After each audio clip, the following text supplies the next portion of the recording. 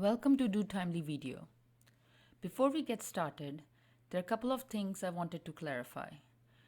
In Do Timely, we offer three different roles by default. One is for customer, one is the business owner, and one is the staff member.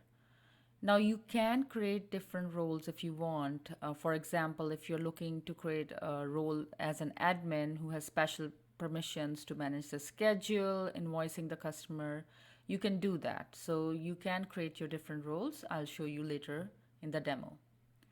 The other thing is in Do Timely, your customers request an appointment. They won't be able to book your time by themselves. So they request an appointment. As a business owner or an admin, you have to accept that appointment. Only then the confirmation of the appointment will go to the customer. All right, let's get started and show you how it works. So we are in the appointment request screen. Here, any appointment requests that your customers have made will be shown. So one thing, if you'll notice, if you click on the customer name,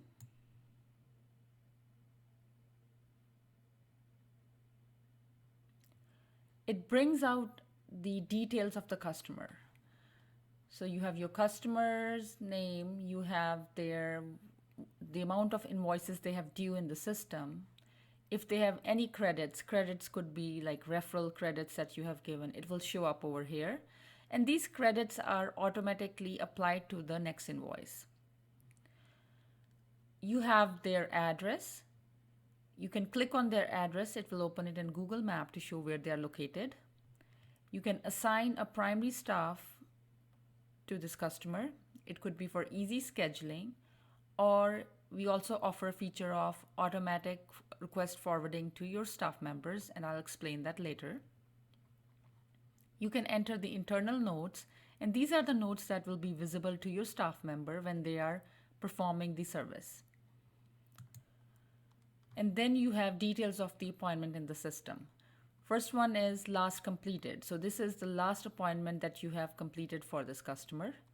Last in system is the appointment, that's the last appointment this customer have in the system scheduled. All the upcoming appointments and reoccurring appointments. This brief detail of the customer will give you enough information and help you for your scheduling.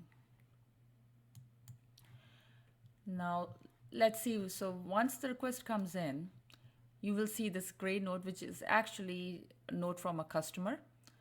So you can just hover over and see what that is. If you want to accept an appointment, it's straightforward. You click on accept, you assign the staff member, and just save the appointment. You can also make an edits, like before you accept an appointment, maybe you want to just make some changes. Maybe you want to change the service or add an additional add-on. You can do that and save the service and then accept the service. Reject is if you can't make the service, you want to let the customer know, you have an option to send a note to the customer and just click on yes, reject. So this will send a note to the customer that you won't be able to make to the appointment, and that's the reason. Now, I talked to you about forward to request. So we offer an option more like marketing feature where you can forward the request to multiple staff members. And now this could be used in a situation where a last minute staff member is not available to perform the appointment and you're looking for who else can help you out.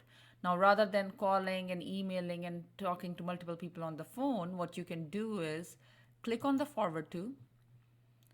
You can do it to all staff if you want, but what I will show you is you can select a specific staff members and you can send the request to them.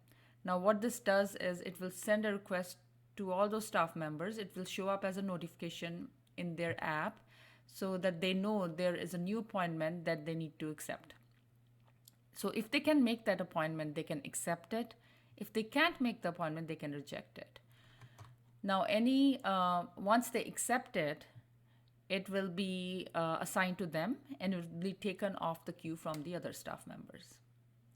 While we are over here in the window, I want to show you other thing. We also have a check conflict feature, which you will see it everywhere where you can assign a staff member. Now, check conflict, what it does is it actually shows you if the staff member is available for this appointment. We check three different things. One, if the staff member has another appointment at the same time. So if the staff member is servicing multiple appointments or can service multiple appointments at the same time, good example could be like group dog walks. You can do that, but it just gives you an idea. They do have other appointments, so you can see if it's going to be possible for them to do the group dog walk or not. The second thing we check is if the staff member is on vacation. So you enter their vacation schedule and the system will tell you if they are on vacation or not. Third thing is we also check the staff schedule. So you can enter the schedule when the staff member is available. There are a lot of people who are part-time in this industry, so you can enter their schedule. For example, let's say if they're available only on Mondays, and then they're available on Tuesday only in the morning, 9 to 12. You can enter those schedules for them, and then the system will check it for you. Once you have sent it out, you can also check the history, who all the services sent to, and have they rejected? Do you need to take action or not? All right, so those are those things. Then we move into change request. Now, change request is once the customer has accepted or once the customer has requested the appointment, you have accepted it, and they want to make a change to it. For example, if we look at this one, the appointment is actually for 6th of February. They want to make it to 10th, and they have also added an additional add-on to that service. This way you can decide if you want to accept it or not. If you accept it, it will update the calendar with the changes and your customer will know about the changes. If you reject it, no changes will be made for this. Now, if I scroll down, there is also an option to view the staff calendar just for that month. Kind of gives you easy view of how their calendar looks like, and can you schedule an appointment for them during that time or not. So these are different ways you can confirm their availability. All right, before we move on, let me know if you have any questions.